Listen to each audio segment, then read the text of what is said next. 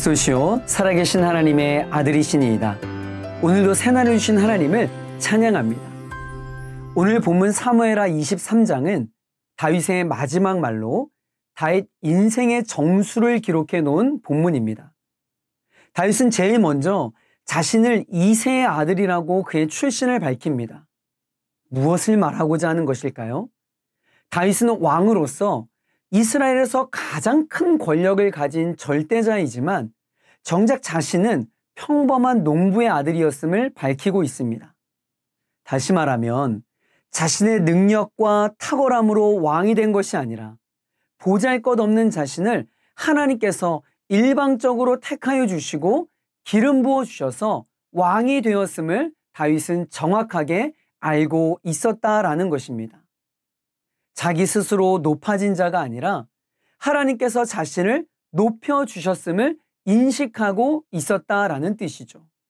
사랑하는 청년 여러분, 이처럼 우리의 인생을 하나님의 관점으로 해석할 수 있는 능력이 있어야 합니다.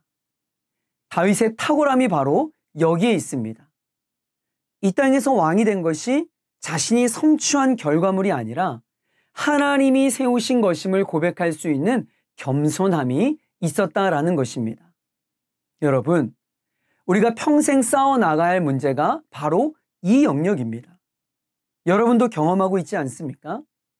내가 조금 높은 자리에 올라가고 내가 하는 일이 잘 되고 결과가 좋으면 전부 자신의 열심과 자신의 탁월함으로 이뤄낸 결과라고 착각하기 쉽습니다.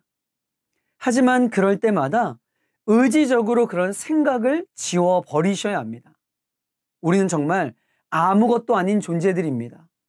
우리가 대단한 것이 아니라 부족한 우리를 사용하시는 하나님이 대단한 분임을 날마다 의식하며 살아가야 하는 것입니다.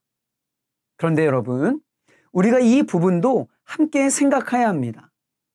하나님께서 다윗을 높이 세우실 때 아무런 근거와 이유 없이 그냥 우연히 복권 당첨처럼 이루어진 것일까요?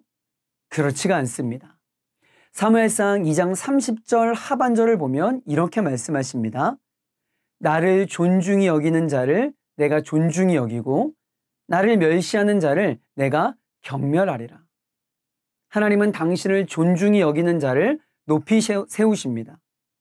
다윗의 시편을 통해 그의 인생이 얼마나 하나님을 높이고 찬양하는 삶의 연속이었는지 확인하게 됩니다. 이 영적 원리는 지금도 유효합니다. 하나님은 21세기의 다윗을 찾고 계십니다.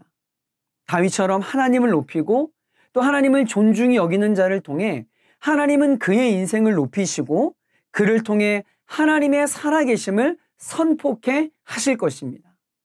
사랑하는 청년 여러분, 끝까지 겸손함으로 하나님을 높이는 인생을 살아가길 축복합니다. 하나님께서 그런 인생을 반드시 높이실 줄 믿습니다. 기도하겠습니다. 하나님 아버지, 우리의 인생을 빚어가시고 세워주심에 감사드립니다. 나의 나된 것이 나의 열심과 노력으로 이루어낸 결과물이 아닌 전적인 하나님의 은혜요, 하나님의 세워주심임을 날마다 고백할 수 있는 겸손한 하나님의 사람이 되게 하여 주시옵소서. 어떠한 상황 속에서도 하나님을 존중히 여기는 신실한 주의 자녀가 되길 소망합니다. 예수님의 이름으로 기도합니다. 아멘.